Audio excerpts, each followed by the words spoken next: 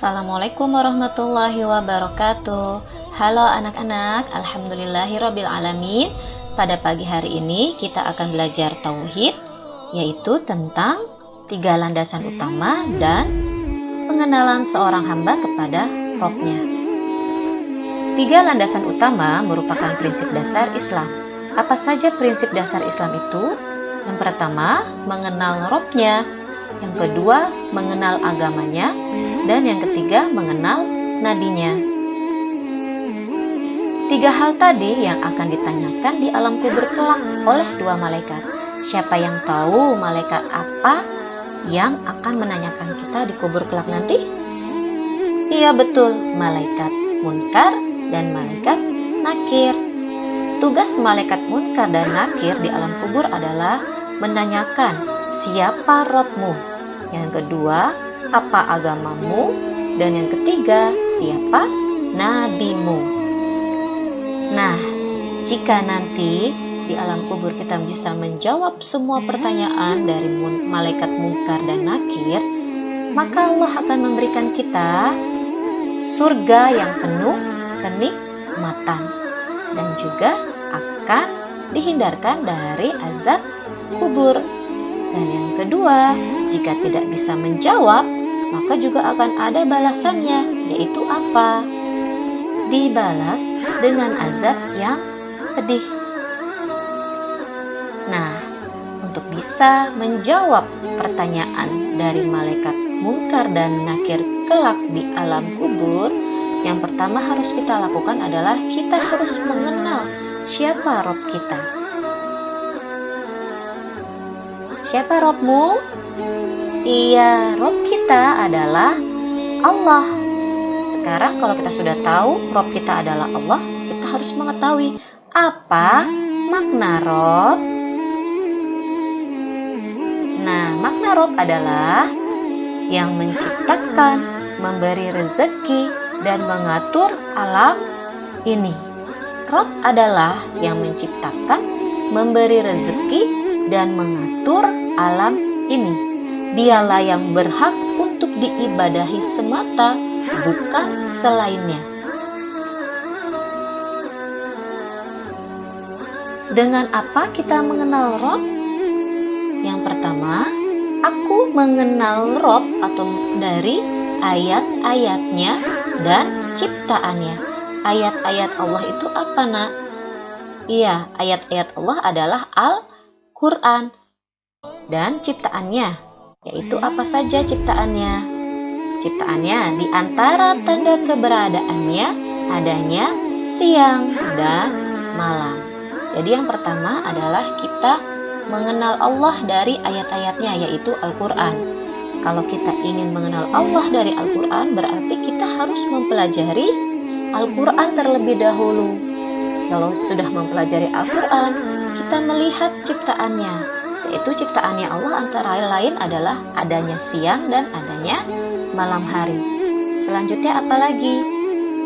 Serta matahari dan bulan. Dan di antara ciptaannya adalah langit dan bumi beserta yang ada di dalamnya.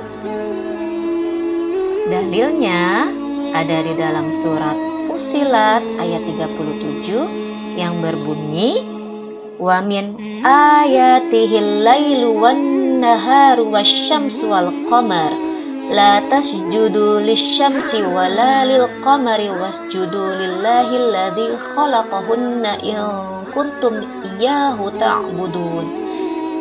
Ini adalah dalil dari makna Rabb, yaitu yang menciptakan kita dan menciptakan seluruh alam semesta, dan kita wajib beribadah hanya kepada Allah.